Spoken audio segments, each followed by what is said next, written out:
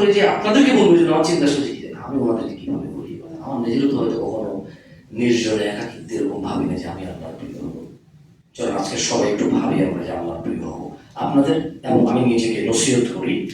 আর আব্দুল্লাহ ইবনে মাসউদ রাদিয়াল্লাহু আনহু قال, আব্দুল্লাহ ইবনে মাসউদ রাদিয়াল্লাহু আনহু থেকে বর্ণিত, তিনি বলেন সাআলতু নবী সাল্লাল্লাহু আলাইহি ওয়াসাল্লাম, আমি রাসূলুল্লাহ সাল্লাল্লাহু আলাইহি ওয়াসাল্লামকে জিজ্ঞেস করলাম।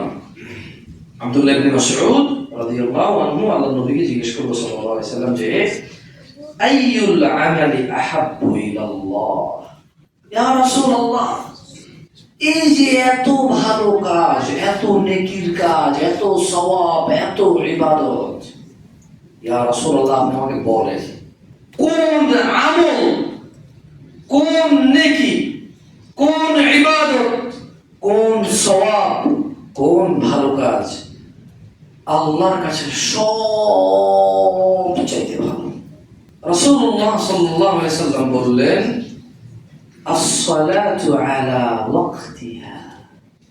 বলে যে আব্দুল্লাহ ইবনে মাসউদ রাদিয়াল্লাহু আনহু, তুমি সময় মতো নামাজ পড়বা, এটা আল্লাহর কাছে সব কাজে যেটা প্রিয় কাজ। এইভাবে আল্লাহর প্রিয় বান্দা হওয়া যাবে।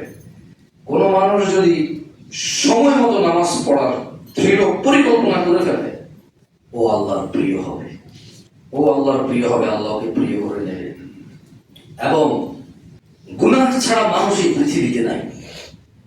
হুজুর, মোল্লা, মুন্সি, বক্তা, মুফতি, মুহাদ্দিস, গুনাহ ছাড়া পৃথিবীতে মানুষ নাই। এটাই চরম সত্য এবং নির্মমতা। যে মানুষকে অন্যায় থেকে বিরত হওয়ার আহ্বান করে সে নিজেও কোনো কোনো ক্ষেত্রে পানাচার।